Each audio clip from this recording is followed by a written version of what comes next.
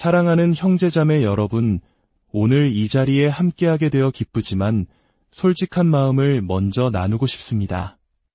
오늘 이 말씀을 전하기 전 저는 잠시 예배당을 떠나 있었습니다.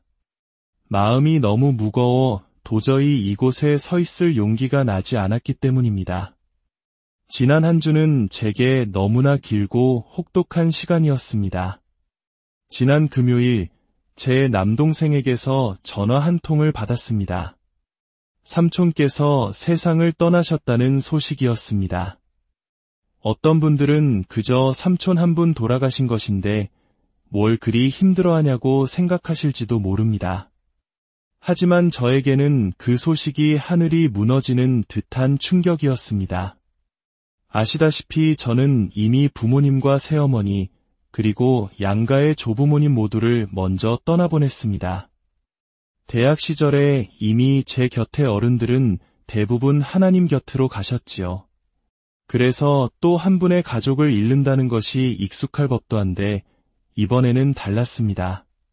그 슬픔은 제 영혼을 송두리째 뒤흔들었습니다. 왜냐하면 제 삼촌은 예수님을 믿지 않으셨기 때문입니다. 그 어떤 희망의 끈을 붙잡아 보려 해도 삼촌은 주님을 영접하지 않으신 채 눈을 감으셨습니다. 전화기 너머로 동생의 목소리를 들었던 그 순간은 제 인생에서 가장 슬픈 날 중 하나로 기억될 것입니다. 지난 주말 저는 급히 비행기에 몸을 싣고 가족에게 갔다가 주일 예배를 위해 토요일 밤에 다시 돌아왔습니다. 하지만 제 마음은 아무것도 할 기분이 아니었습니다. 한 주 내내 그런 무거운 마음이 저를 짓눌렀습니다. 교회에 와서도 습관처럼 성도님들과 악수하며 안녕하세요? 잘 지내시죠? 라고 웃으며 인사를 건넸지만 제 마음속에서는 웃고 싶은 마음이 눈꼽만큼도 없었습니다. 갓 태어난 제 아이에 대해 물어보는 사람들에게도 건성으로 대답하며 저는 제 자신이 너무나 가식적이라는 생각에 괴로웠습니다. 이런 모습이야말로 제가 어릴 적 그토록 싫어했던 교회의 모습이었습니다. 진심 없이 주님의 이름으로 사랑합니다. 를 외치는 목사님들의 모습처럼 제 자신이 바로 그런 위선자가 되어 있었습니다. 아, 네, 다 잘 되고 있어요. 아기는 토실토실하고요. 하지만 제 마음은 전혀 그렇지 않았습니다. 그 순간 저는 차라리 위선적인 모습을 멈추고 이곳을 떠나고 싶었습니다. 제가 결코 되고 싶지 않았던 모습이었으니까요. 솔직히 지난 한 주는 끔찍했습니다.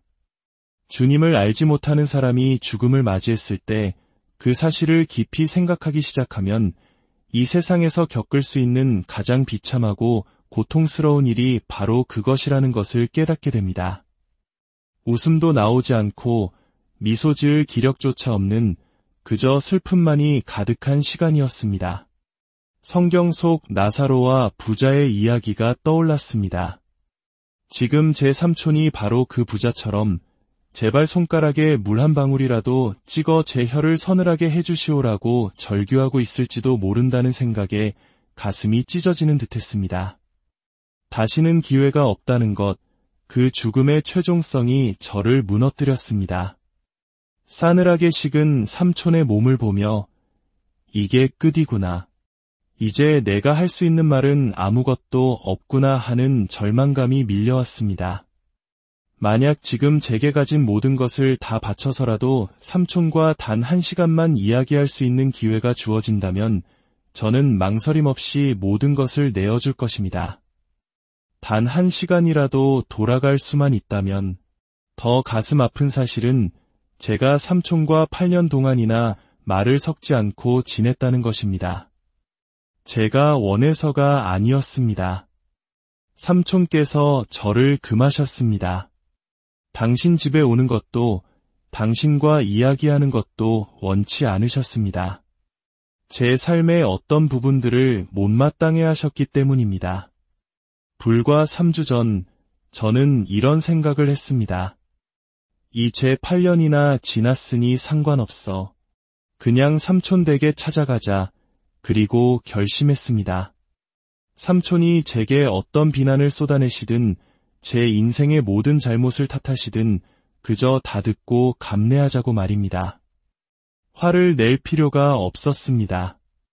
척 콜슨이 말했듯 믿지 않는 사람에게 화를 내는 것은 눈먼 사람이 실수로 당신의 발을 밟았다고 화를 내는 것과 같이 어리석은 일이기 때문입니다. 돌이켜보면 만약 제가 마땅히 되어야 했던 모습의 사람이었다면, 제가 가져야 할 겸손함을 가졌더라면 상황은 달라졌을지도 모릅니다. 우리는 늘 깨어진 관계의 원인을 상대방의 탓으로 돌리지만 정작 우리 자신을 깊이 들여다보지는 않습니다. 지난 한 주 저는 전도서의 말씀을 여러 번 읽었습니다. 그리고 제 인생 처음으로 그 말씀이 무엇을 의미하는지 비로소 깨닫게 되었습니다. 신학교에서 역사적, 문화적 배경을 배우고 문법적으로 분석하며 그 의미를 머리로는 이해했지만 가슴으로 이해하지는 못했습니다. 성경의 많은 구절들은 우리 삶의 특정 시점에 도달하기 전까지는 진정으로 깨달을 수 없는 것 같습니다. 성경은 컴퓨터가 쓴 것이 아니라 감정을 가진 사람이 쓴 것입니다. 저자가 어떤 심정으로 그 글을 썼을지 생각할 때 말씀은 더욱 강력한 힘을 갖게 됩니다. 전도서는 역사상 가장 지혜롭고 가장 부유했으며 가장 강력한 왕이었던 솔로몬이 쓴 책입니다. 그는 이 세상 누구보다 더 많은 쾌락과 즐거움을 누렸습니다. 1000명이 넘는 여인들과 함께하고 가질 수 있는 모든 소유와 권력을 누렸습니다. 그리고 그 모든 것을 경험한 인생의 끝자락에서 그는 전도서를 통해 우리에게 인생에 대해 가르칩니다. 그가 내뱉은 첫 마디는 충격적입니다. 헛되고 헛되며, 그리고 다음 문장은 더욱 강렬합니다. 헛되고 헛되니 모든 것이 헛되도다. 지구상에서 가장 현명한 사람이 남긴 말입니다. 지난 한 주 저는 이 말의 의미를 뼈저리게 깨달았습니다. 전도서 전체를 관통하는 주제는 바로 죽음입니다. 솔로몬은 인생의 끝에서 자신이 추구했던 모든 것, 이루었던 모든 것을 돌아보며 외칩니다. 이 땅의 모든 것은 텅 비어 있고 어리석고 무의미하다.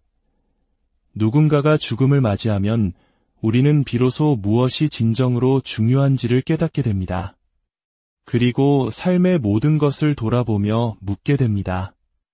이게 왜 중요했지? 저것은 또 왜 중요했지? 솔로몬은 말합니다. 내가 세상에서 가장 지혜롭다고? 그래서 뭐? 나도 죽는다. 당신은 어리석고 나는 똑똑하지만 우리 둘 다 죽는다. 내가 부자고 당신은 가난하지만 우리 둘 다 죽는다.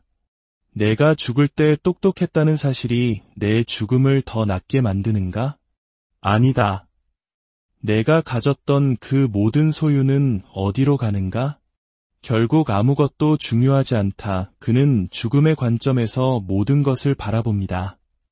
삶에서 진정으로 중요한 것은 무엇일까요? 우리가 하는 일들 중 얼마나 많은 것이 절대적으로 무의미한 것일까요? 누군가의 죽음은 우리에게 질문을 던집니다. 자존심을 지키기 위해 삼촌의 비난을 듣지 않았던 것이 과연 중요했는가?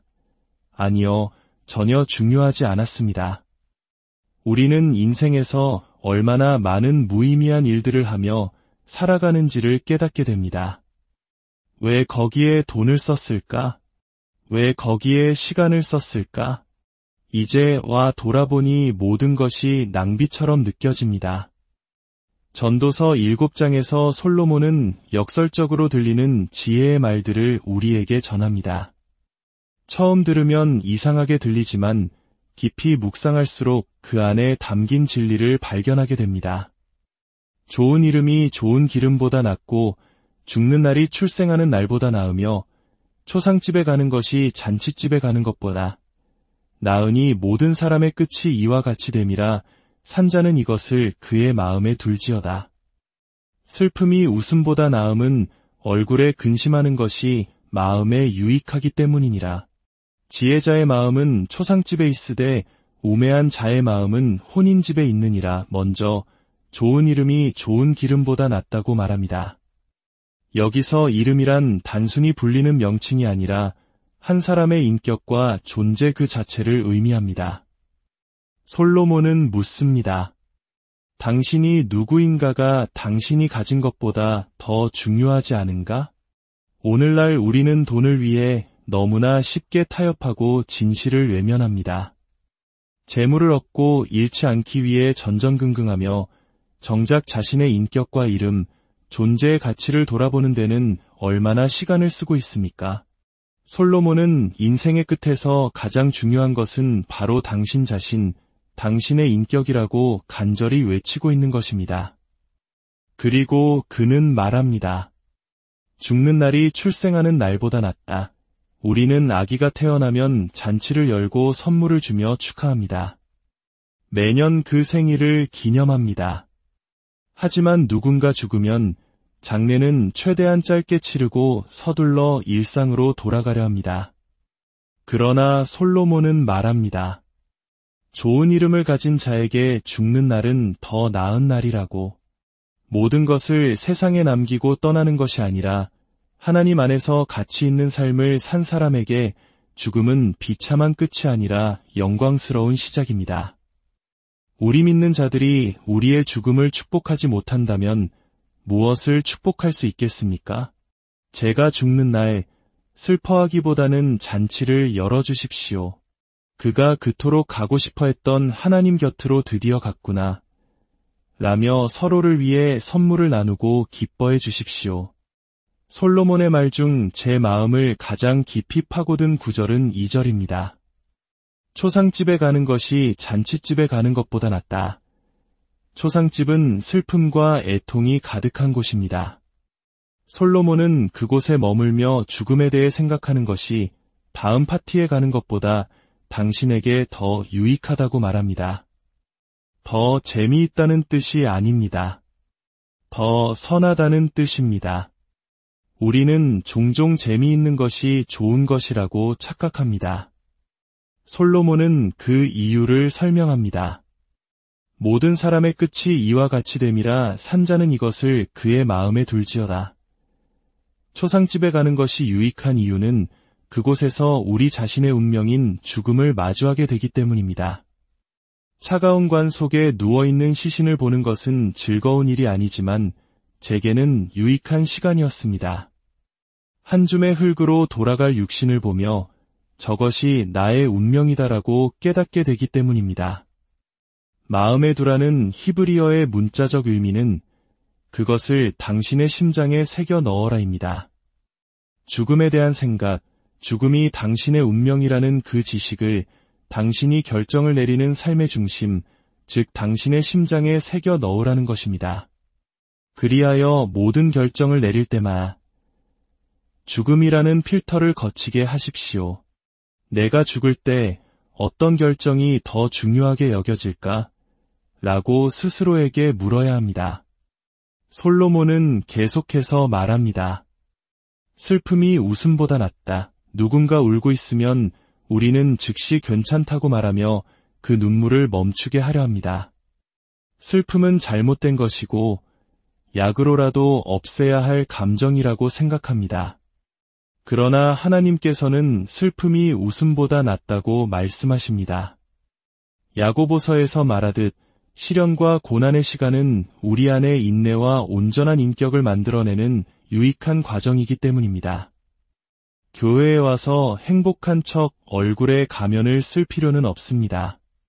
삶이 무너져 내리고 있다면 교회에 와서 슬퍼하십시오. 예수님께서 목자 없는 양과 같이 방황하는 무리를 보셨을 때 성경은 그가 불쌍히 여기셨다고 기록합니다. 여기서 사용된 헬라어 원어는 단순히 동정심을 느꼈다는 의미가 아닙니다. 창자가 뒤틀리는 듯한, 내장이 끊어지는 듯한 극심한 고통을 의미합니다. 길 잃은 영혼들을 보시는 예수님의 마음이 바로 그러했습니다. 그것이 바로 거룩한 슬픔입니다. 지혜로운 자의 마음은 초상집에 머물지만 어리석은 자의 마음은 잔치집, 쾌락의 집에 머문다고 했습니다. 어리석은 자는 늘 웃고 농담하며 삶의 진지한 문제들을 외면하려 합니다. 그러나 지혜로운 자는 마땅히 슬퍼해야 할 일에 대해 슬퍼하고 죽음에 대해 묵상하며 그 끝을 생각합니다. 우리는 어리석은 자들의 노래를 사랑합니다. 현실로부터 도피하게 해주는 덧없는 즐거움을 노래하는 세상의 노래 말입니다. 존 레논이 이매진처럼 천국도 지옥도 없다고 상상하며 오늘을 위해서만 살자고 속삭이는 노래들을 좋아합니다. 잠시의 즐거움을 위해 우리는 우리가 죽는다는 사실, 그리고 그 이후에 영원한 삶이 있다는 진실을 외면하고 싶어 합니다. 이것은 하나님께서 당신의 백성들을 다루실 때 겪으셨던 가장 큰 문제와도 같습니다. 하나님의 가장 큰 문제는 세상이 아니었습니다. 세상은 처음부터 악했습니다. 가장 큰 문제는 바로 언약의 백성들이 계속해서 하나님께 집중하지 못하고 세상의 쾌락과 우상에게로 달려가는 것이었습니다. 이것이 오늘날 우리에게도 동일하게 적용되지 않겠습니까?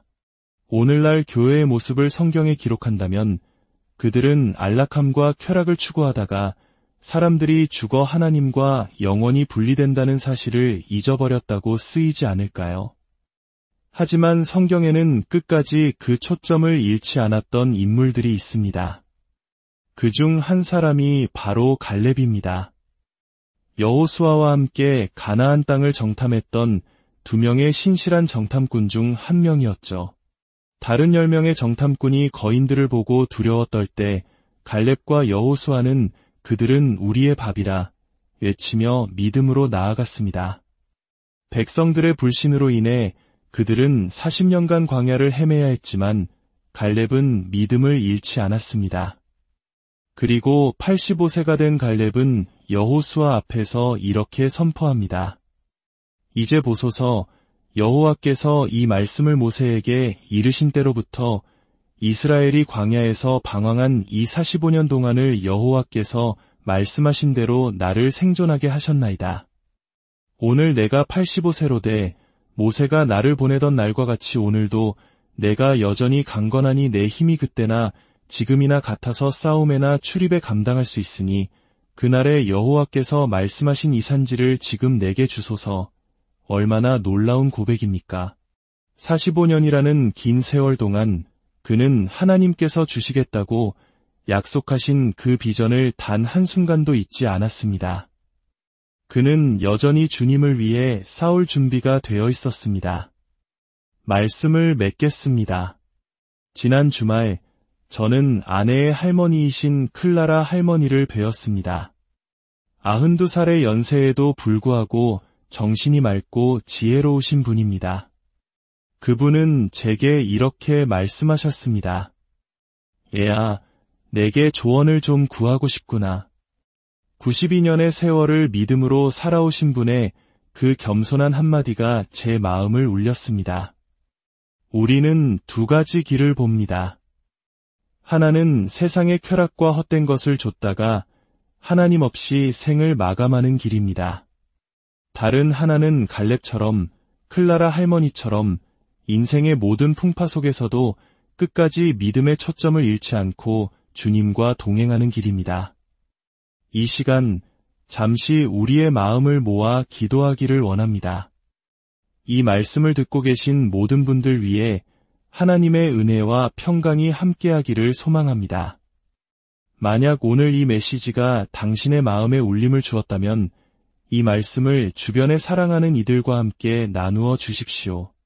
구독과 좋아요를 통해 이 채널을 지지해 주시는 것은 단순히 숫자를 늘리는 것이 아니라 이처럼 생명의 말씀을 더 많은 영혼에게 전하는 귀한 사역에 동참하는 길입니다. 여러분의 작은 섬김을 통해 하나님의 나라가 확장될 것을 믿습니다. 주님, 우리가 솔로몬의 지혜를 마음에 새기게 하옵소서. 죽음을 기억하며 무엇이 진정으로 영원한 가치를 지니는지 분별하며 살아가게 하옵소서. 어리석은 자의 노래에 귀 기울이지 않고 지혜자의 책망을 달게 받으며 날마다 우리의 인격을 주님 안에서 빚어가게 하옵소서. 그리하여 우리의 삶의 마지막 날, 죽는 날이 태어나는 날보다 낫다는 고백을 진심으로 드릴 수 있는 복된 인생이 되게 하여 주시옵소서. 예수님의 이름으로